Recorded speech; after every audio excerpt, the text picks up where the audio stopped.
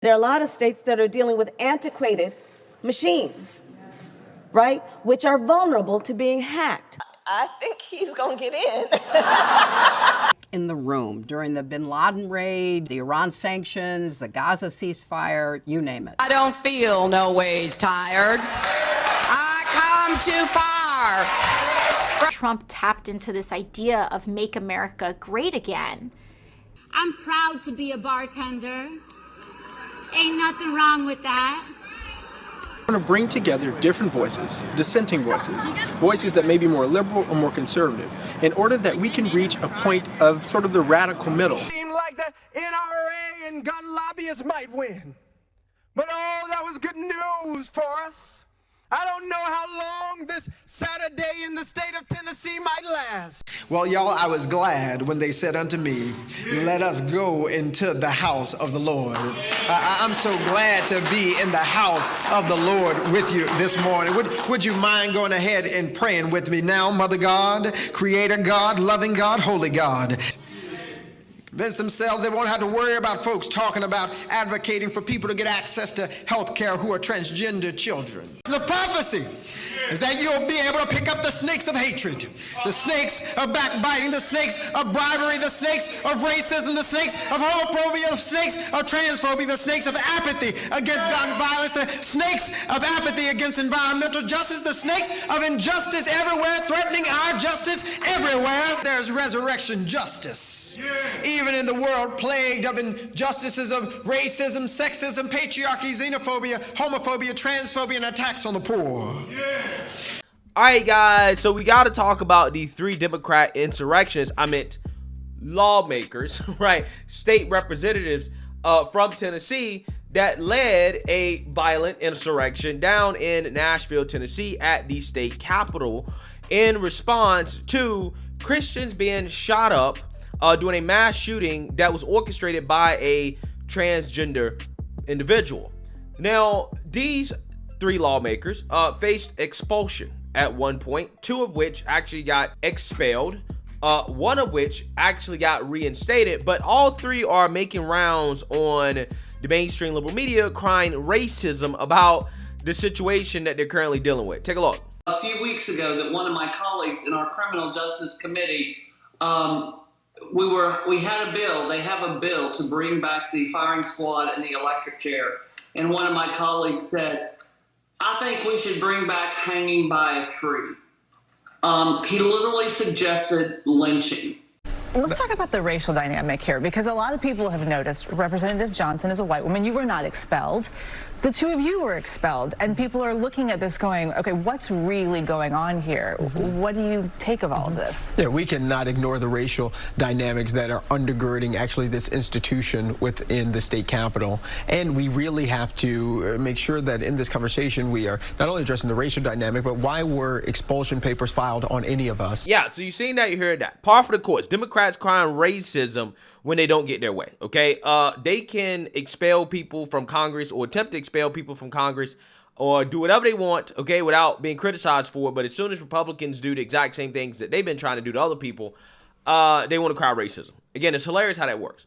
Now, one of these guys in particular that I want to talk about is the guy you just saw talk, Mr. Justin Pearson, who became a real-life civil rights hero for the left based off this viral speech that he gave at the Tennessee state capitol while they were voting to expel him from Congress. I want you guys to take a look at this speech and pay attention to how this guy, again, tries his best to imitate a 1950s/1960s MLK style civil rights leader. Take a look. Yes, I tell you, it was a sad day on Saturday. All hope seemed to be lost. Representatives were thrown out of the state house. Democracy seemed to be at its end. Seemed like the NRA and gun lobbyists might win. But oh, that was good news for us. I don't know how long this Saturday in the state of Tennessee might last. But oh, we have good news, folks. We've got good news that Sunday always comes. Resurrection is a promise, and it is a prophecy. It's a prophecy that came out of the cotton fields. It's a prophecy that came out of the lynching tree. It's a prophecy that still lives in each and every one of us in order to make the state of Tennessee the place that it ought to be. And so I've still got hope because I know we are still here and we will never quit. Wow, that is comedy, right? That is comedy gold, right? You know, when people first saw that, a lot of people speculated that this was an act. Okay, this is fake. Okay, there's no way this guy is actually like that, right? And it comes to, you know, find out that people were right, that this guy definitely, at the very least, maybe brainwashed, but probably fake, as there's been some unearthed footage of this guy running for student body president at Maine's Bowdoin College nearly 10 years ago when he was a college student. And back then, based off his advertisement for, you know, student council or whatever, or student body president, this guy seemed like an enlightened centrist, okay? Not a woke, brainwashed civil rights leader. Take a look. Hey everybody, I'm Justin J. Pearson, and I'm running for president of BSG. There are a few reasons that we're running this campaign this year. One has to do with representation. How can we represent all voices in a conversation? I wanted to do this by partnering with organizations from the Bowdoin Democrats to the Bowdoin Republicans. I want to bring together different voices, dissenting voices, voices that may be more liberal or more conservative, in order that we can reach a point of sort of the radical middle, where conversation and dialogue happens and growth happens.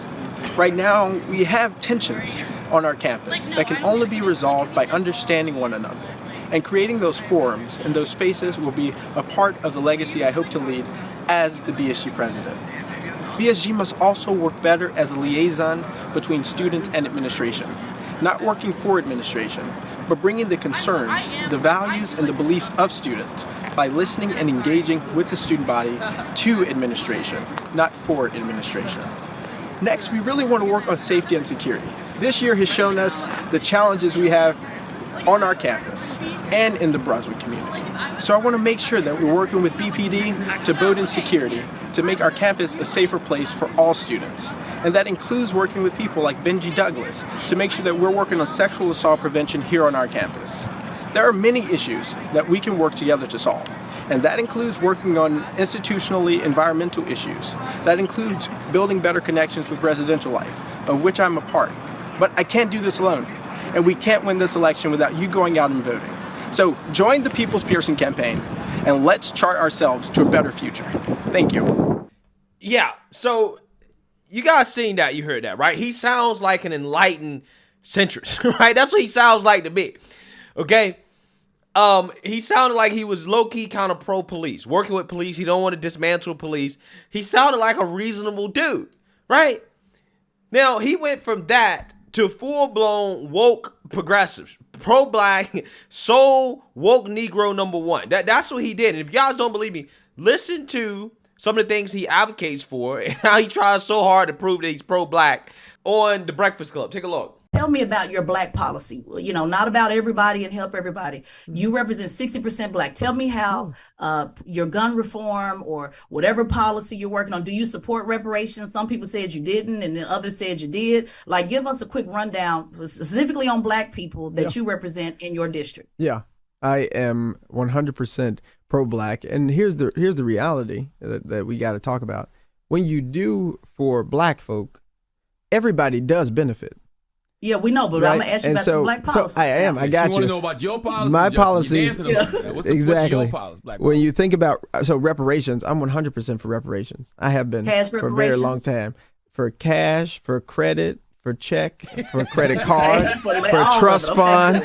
And I was on Bev Johnson, another member of the iHeartRadio community, in January, and I explained the reason why I'm for reparations isn't just because of the enslavement of black people, because there are some people who say, well, you weren't enslaved, and then we have to walk through housing segregation, we got to walk through lynching, we got to walk through mass incarceration, which we're experiencing now. What about reparations for all of these harms that we have experienced all the way up into the present day? Are you willing to put it on your website, though? Because it's not under your website on issues. Yeah. Are you willing to do that? Okay. I'm willing to do that. It is not the issue that people in District 86 are saying is #1 for them.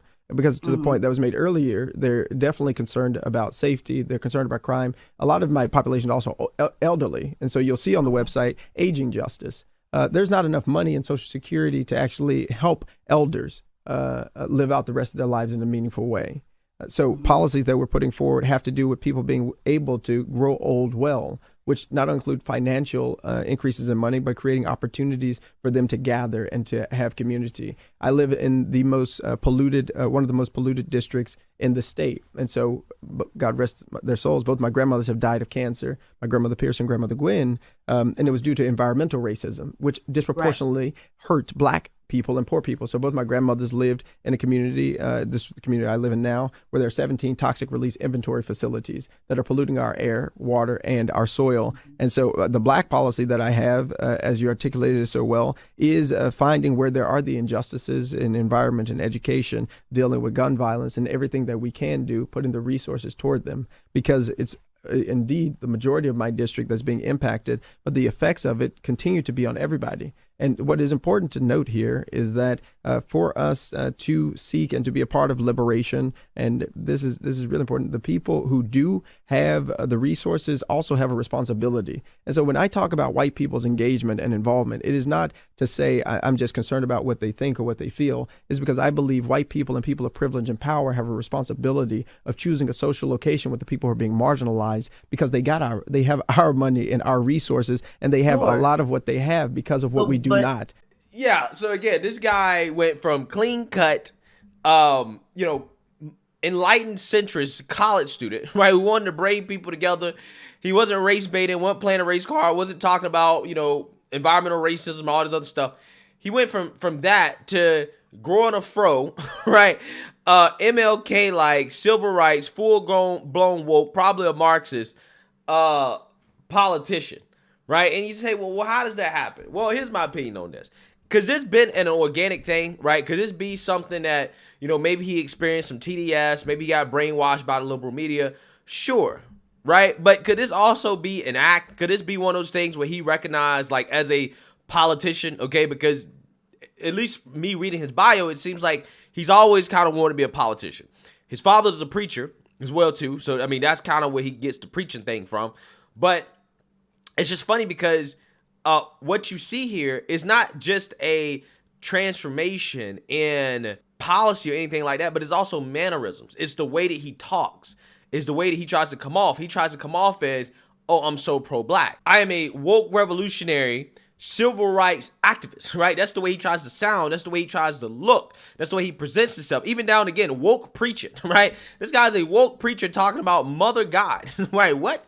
Your father's a preacher, man. You know what you're saying is blasphemy. But again, that to me is why I lean more towards this was an intentional political shift, a political transformation where he knew that, okay, well, in order for me to continue to rise, again, what's the best currency? The best currency is to be woke, right? Be as woke as possible as a Black person and to play victimhood, or put it this way, sell victimhood to people, right? Sell this idea, oh yeah, the environment's racist, right? Sell this idea that, yeah, you're owed reparations, okay? And, we got to fight against the white man and structural racism, institutional racism. Sell that, push that, right? That's an easy way to get votes. It's not easy to get votes to say, hey, you know what? You need to come together with that person you don't like, right? Come together with the white man, right? And everybody needs to come to a common understanding and, try to come to a solution to move society forward. This guy was anti-extremism. Now he's become an extremist. Again, how does that happen? Because either the guy's brainwashed, right, which is a possibility. Okay, that's the most benign thing that's going on here. He's genuinely brainwashed. Okay, he's been radicalized. Okay. Or it's intentional. He recognizes that victimhood politics or selling victimhood is probably the easiest way to become a millionaire, to get a position of power, to have influence. And he went full woke, right? He went the Kaepernick route. Again, look at Kaepernick. He went from, clean cut, guy, right, who never talked about politics, who was just a football player first, okay, to a woke revolutionary activist, right? Victim. Same thing with this guy. And guess what? They've monetized it, right? They've achieved fame based off it. They have profited. They have benefited from it. because society rewards this type of stuff, okay? But again, he's not the only politician that does it. At the beginning of this video, I show AOC code switching, changing her, language, the way she talks based off a situation to try to fit in, to try to, be more black. AOC does the same thing. Hillary does it. They all do it, right? This is just par for the course politician stuff, but it seems like this guy's transformation has been a lot more radical than most people's transformation. And again, I think it's because he's brainwashed or either is intentional, right? That's what I think. So let me know what you guys think. Make sure you like, comment, and subscribe. Most importantly, share a black conservative perspective. Peace.